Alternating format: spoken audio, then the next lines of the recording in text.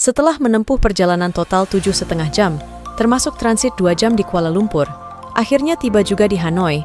Sekarang kita akan naik bis 86 dari bandara ke Old Quarter. Cara mencari bis ini, keluar dari bandara, langsung nyebrang aja. Terus kamu jalan ke arah kiri. Jalan saja terus.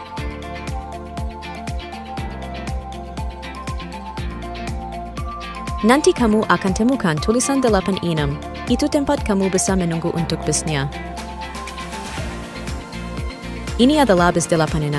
Tempat duduk dan bagasi di bis ini terbatas. Jika sudah penuh, kamu harus berdiri selama 1 jam perjalanan. Kalau tidak mau berdiri, kamu bisa tunggu bis berikutnya. Bis berikutnya biasanya dalam 1 jam ke depan. 20 menit menjelang bis berangkat, bisnya sudah penuh. Tidak ada kursi kosong. Sekarang saya mau check-in dulu. Ini type kamar junior suite with balcony.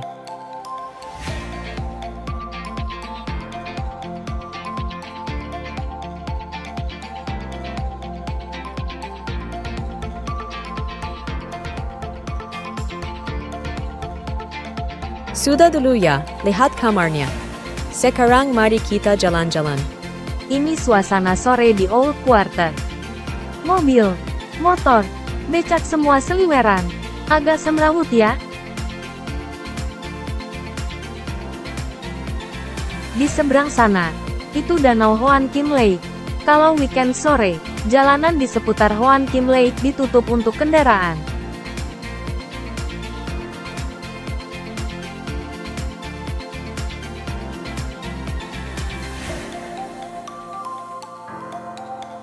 Tanpa terasa, hari sudah malam. Setelah makan malam, kami mencoba nongkrong di kedai kopi. Di Hanoi ini, tersedia taksi online Grab. Jadi kalau kamu mau jalan-jalan, bisa naik Grab saja supaya tarifnya sudah pasti.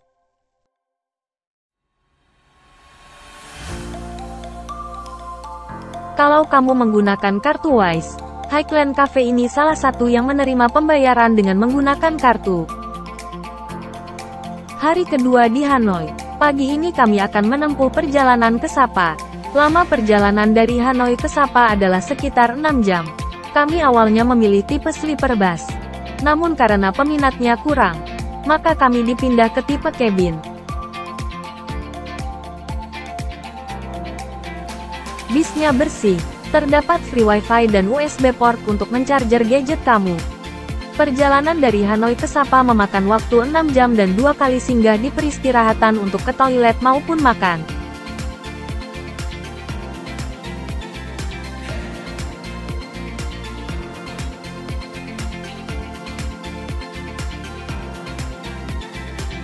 Perjalanan dari Hanoi ke Sapa melalui jalan yang berkelok, sehingga saya sempat mual.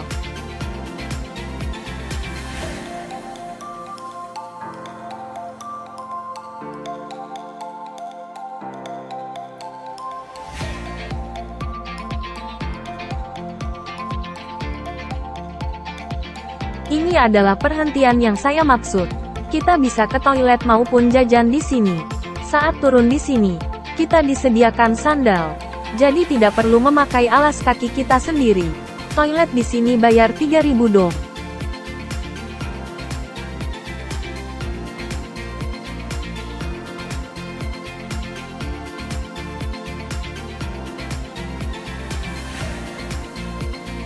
Kita diberi waktu 15 menit di perhentian pertama dan 30 menit di perhentian kedua.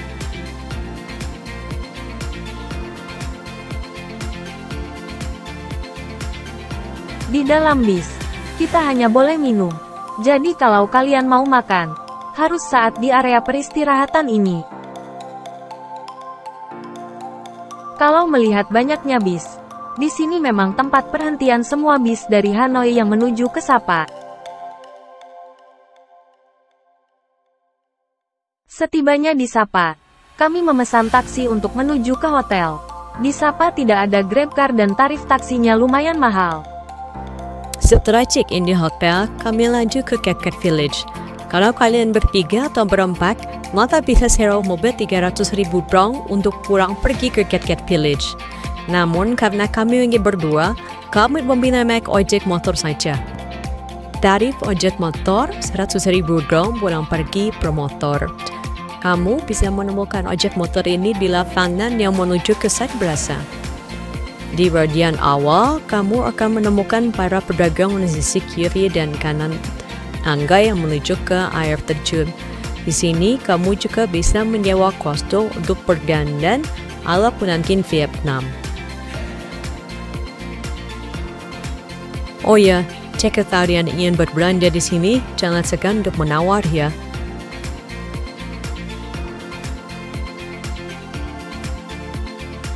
Jalan menuju ke air terjun cukup jauh, jadi saya tidak menyarankan untuk kalian yang punya kendala pengen bikep. Karena setelah turun ke bawah, kalian harus naik lagi ke atas menuju ke tempat mobil atau motor penjemput.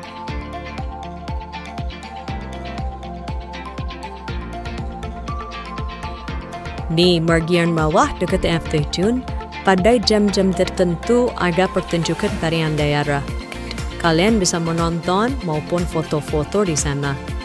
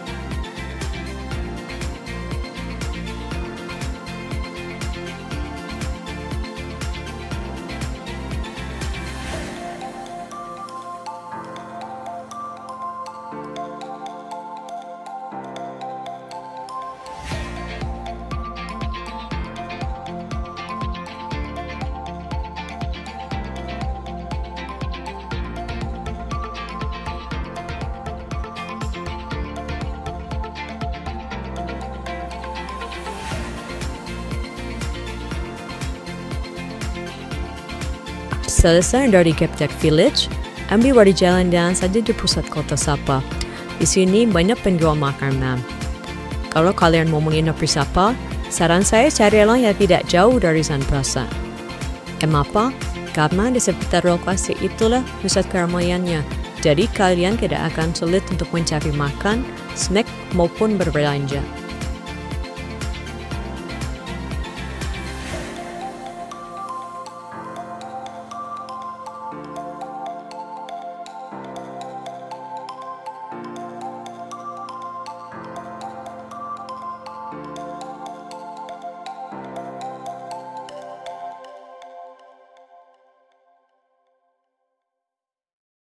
Berbelanja baju musim dingin di sini harganya cukup murah. Hampir semua memasang merek Knockware sebagai brand. Saya hampir yakin merek ini tidak asli.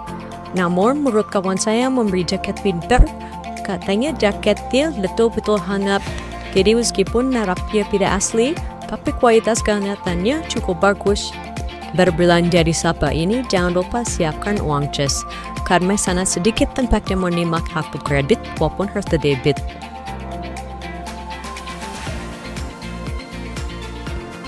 Sebagai contoh, saya berbelanja di toko yang sama 2 hari berturut-turut.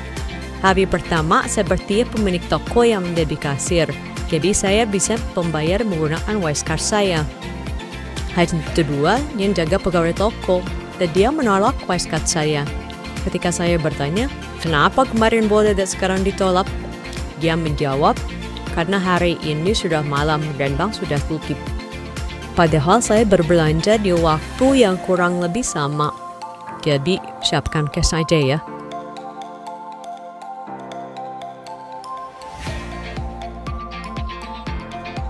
Ini adalah Chum Cafe, kafe yang cukup terkenal di Vietnam. Ciri khas kafe ini adalah pelayannya yang memakai kostum serta tentara Vietnam zaman dulu. Kopinya cukup enak dan strong. Terbukti sehabis minum kopi ini, saya sulit tidur malamnya. Kalau kamu mau membeli kopi ini sebagai oleh-oleh, mereka juga menyediakan kopi sasetnya.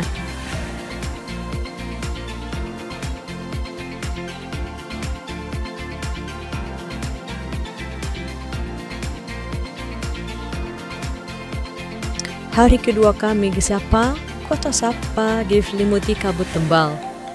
Hasil kami membatalkan niat kami untuk ke Fancy Fun dengan harapan besok udara lebih cerah.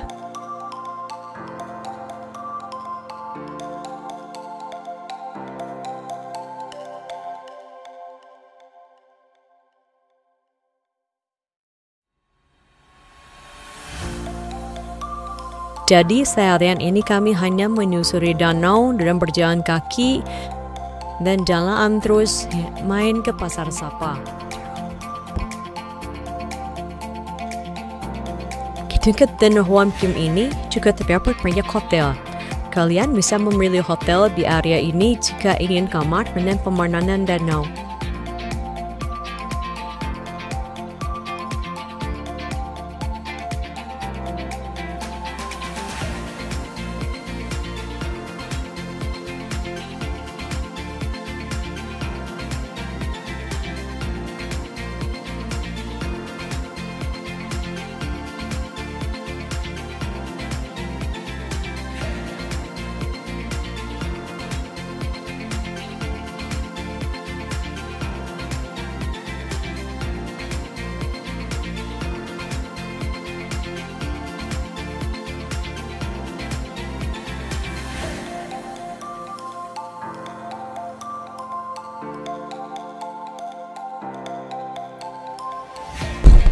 Udara di Sapa ini sejuk dan dingin. Jadi berjalan santai hampir 2 km menuju Pasar Sapa tidak terasa lelah.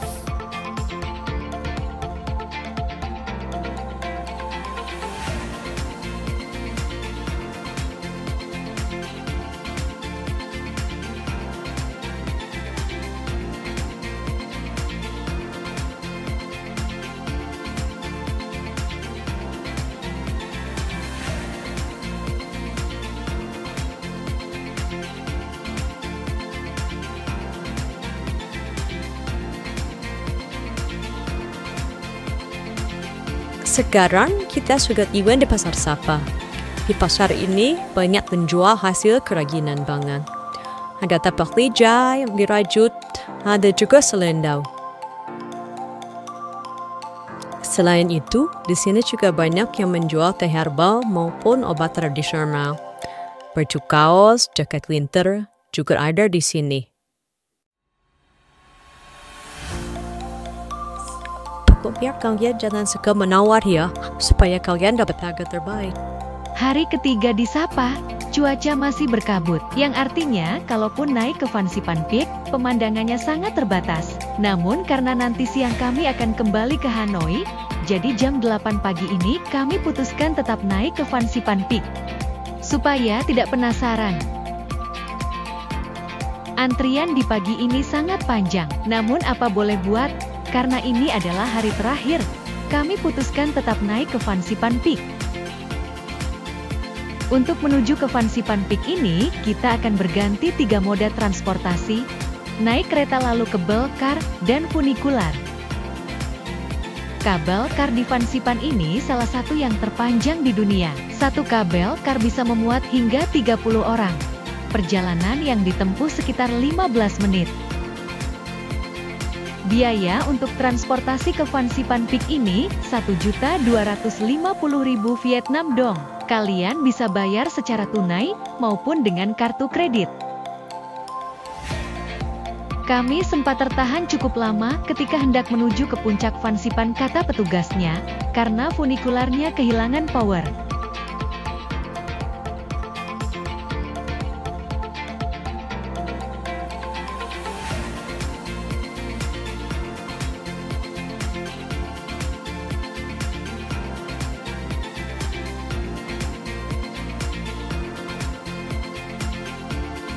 Suhu di Fansipan ini sangat dingin. Di bulan Maret saja masih sekitar 5 derajat Celcius. Jadi, pastikan kalian membawa baju yang cukup hangat.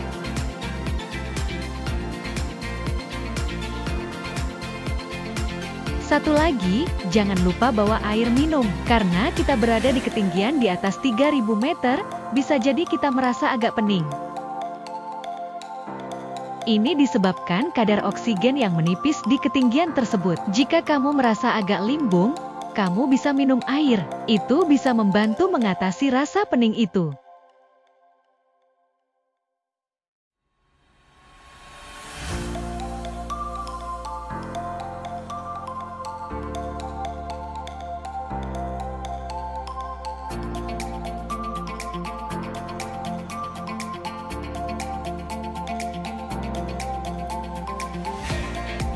Setelah turun dari funikular kedua, kita tetap harus naik beberapa anak tangga untuk menuju puncak.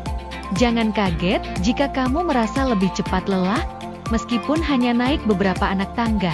Ini dikarenakan kadar oksigen yang tipis itu.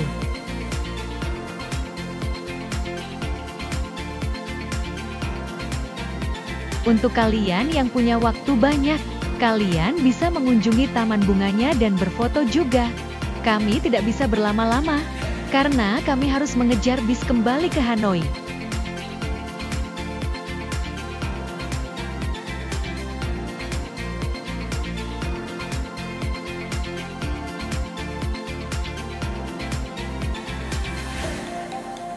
Jika kalian lapar, di Fansipan Peak ini ada tempat penjual makanan dan minuman. Namun harganya mahal sekali. Saya sendiri lebih memilih membawa coklat di tas untuk menahan lapar. Setelah mengalami sendiri, saya rasa lebih baik naik ke Fansipan di siang hari, meskipun berkabut. Karena jika hari ini berkabut, belum tentu besoknya langit cerah.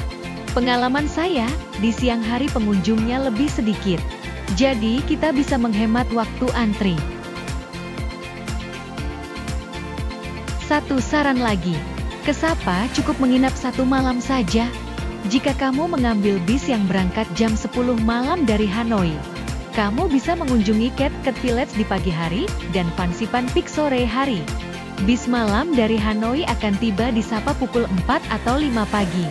Setelah check-in hotel dan sarapan, kalian bisa langsung ke Cat Village dan setelah makan siang, kalian bisa ke Fansipan. Fansipan Peak buka hingga sore. Kalau tidak salah hingga jam 5 sore. Kalian bisa cek jadwal pastinya di website Fansipan. Kalau kamu naik bis pagi dari Hanoi, kamu akan tiba di Sapa siang hari sekitar jam 2 siang. Setelah check-in hotel, kamu bisa langsung ke Fansipan Peak, dan besok paginya ke Cat Village.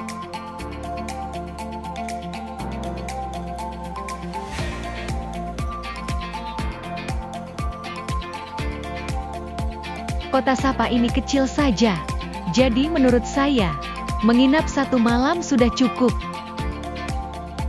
Setelah semalam kembali ke Hanoi, pagi ini perjalanan dilanjutkan ke Halong Bay.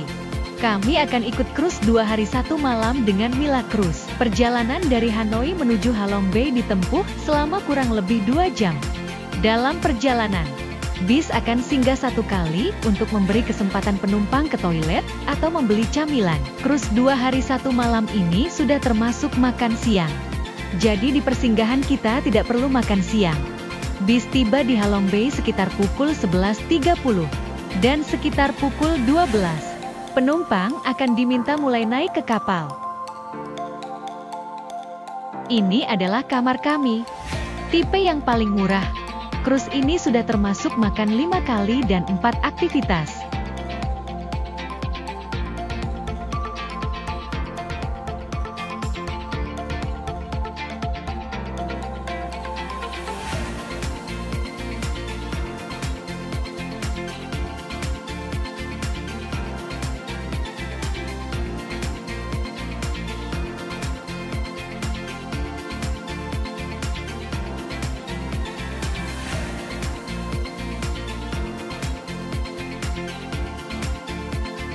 Dari jendela kamar kamu bisa memandang ke laut lepas. Banyak sekali kapal cruise lain di sini. Jika kamu tidak mau ikut cruise yang menginap, kamu bisa pilih day trip saja. Trip pulang hari ke Halong Bay. Harganya pasti lebih ekonomis.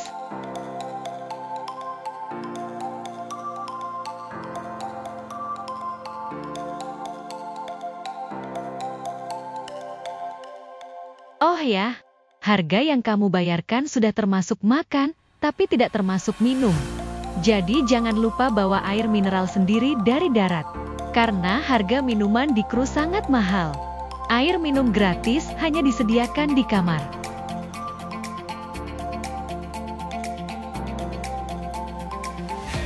Ini adalah lantai 3 cruise kami. Di sini kamu bisa berjemur, bisa pesan minuman, bisa nongkrong sambil melihat laut. Sore hari setelah aktivitas ke Goa, acara bebas. Kalian bisa tidur di kamar maupun duduk di atas sini sambil menikmati koktail ataupun minuman lain.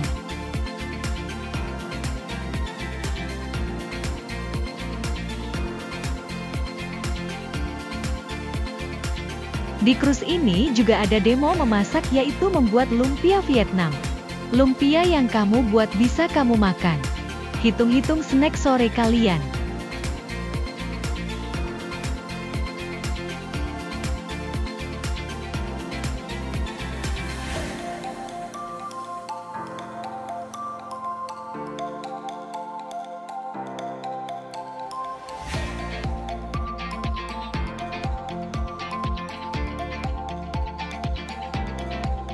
Ini adalah aktivitas pertama. Kalian bisa memilih untuk bermain kayak atau ikut rowing boat yang bisa memuat 12 orang. Kami sendiri memilih ikut rowing boat. Untuk kalian yang hendak bermain kayak, jangan lupa membawa wadah tahan air untuk handphone kalian. Jika kalian hanya naik rowing boat, cover tahan air ini tidak diperlukan karena tidak kena air sih. Nah, kita sekarang akan melewati goa dan muncul di sisi goa satunya.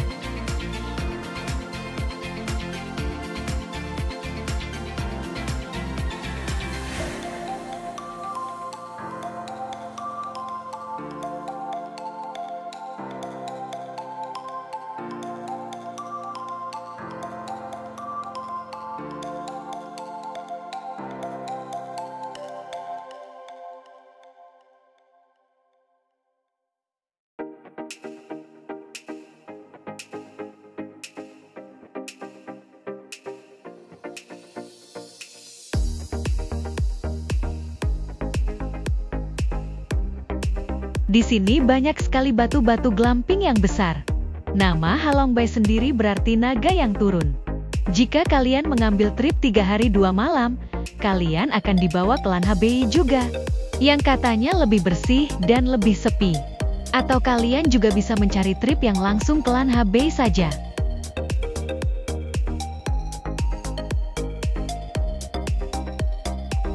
Semua operator tur di sini cukup tertib dengan jaket keselamatan. Jadi setiap kali kita naik bot kecil, pasti kita diwajibkan memakai jaket keselamatan. Tidak usah khawatir kekurangan jaket, karena mereka menyediakan lebih banyak daripada jumlah penumpang.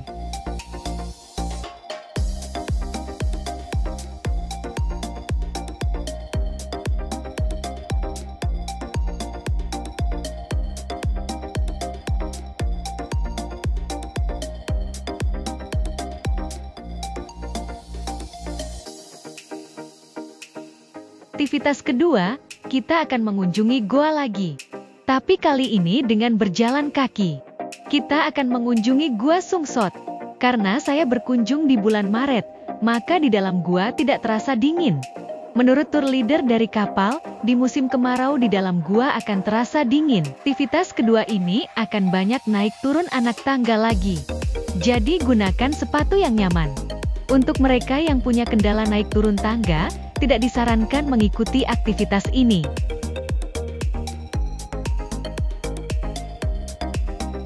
Di sini kita akan diturunkan di satu sisi pulau, dan setelah melewati gua, kita akan sampai di sisi pulau yang lain. Kami melakukan aktivitas ini pukul 4 sore, menurut manajer kapal, supaya sudah tidak terlalu ramai. Hari berikutnya, setelah sarapan pagi, kami diajak ke Tip Top Island. Di sini, kamu bisa naik ke atas untuk melihat Halong Bay dari ketinggian, atau bisa juga berenang di pantai. Kami diberi waktu sekitar 30 menit untuk aktivitas ini. Selesai aktivitas pagi hari, kami kembali ke kapal untuk selanjutnya check out dari kamar. Setelah check out, kami disediakan makan lagi, brunch. Makanannya lebih komplit daripada pagi tadi. Harus makan cukup kenyang nih, karena setelah ini tidak ada makan lagi hingga tiba di Hanoi. Selesai makan, semua tamu yang memesan minuman selama di kapal akan melakukan pembayaran. Pembayaran bisa dilakukan secara tunai ataupun kartu kredit. Namun pembayaran dengan kartu kredit dikenakan charge sebesar 4%. Sekarang kami sudah di Hanoi dan setelah mengambil uang tunai di ATM Agribank, kami jalan-jalan ke French Quarter. Sekadar tips, buat kalian yang butuh mengambil uang tunai dari ATM, pilih ATM Agribank saja, karena biayanya paling rendah, yaitu 22.000 dong, atau sekitar Rp15.000. ATM bank lain bisa mengenakan hingga 55.000 dong atau sekitar Rp38.000. Di sini banyak sekali jajanan dan harganya murah-murah. Ini kami beli sepertinya ketan lalu diberi santan dan taburan dari serutan kelapa.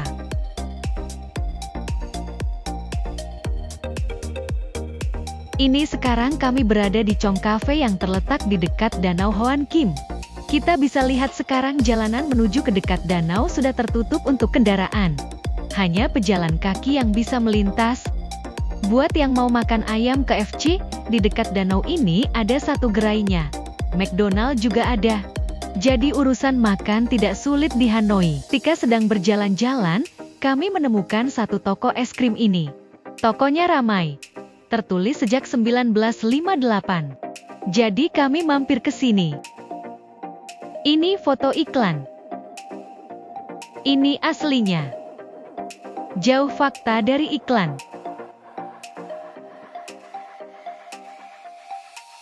Lanjut jalan lagi di seputar danau untuk kembali ke hotel.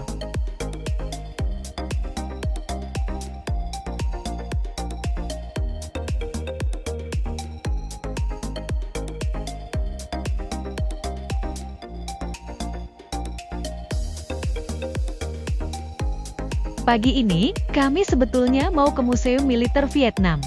Namun karena museumnya akan tutup untuk istirahat siang, jadilah kami pergi berjalan kaki mencari tempat lain. Saat itulah kami menemukan lokasi kafe rel kereta yang viral itu. Secara kebetulan, keretanya akan lewat 10 menit lagi. Seorang wanita pemilik kafe menjelaskan bahwa keretanya pasti akan lewat 10 menit lagi. Jadi, kami memutuskan untuk singgah dan memesan kopi telur khas Vietnam. Harganya 60.000 dong.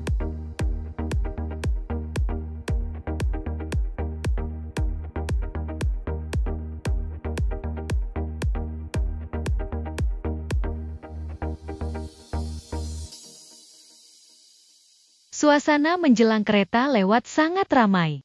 Tugas dan pemilik kafe pun sibuk berteriak memperingatkan pengunjung supaya tidak berada di tempat berbahaya.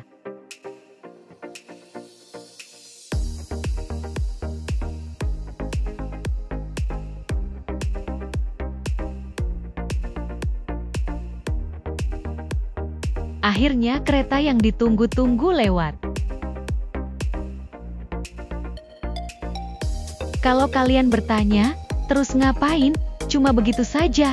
Ya memang begitu saja, kamu bingung. Saya juga.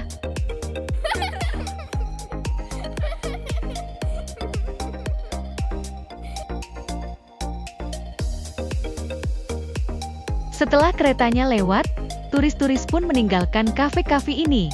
Area ini langsung terasa sepi. Kalau kamu merasa lapar setelah dari rel kereta, kamu bisa berjalan lagi sedikit. Di sana kamu akan menemukan beberapa tempat makan.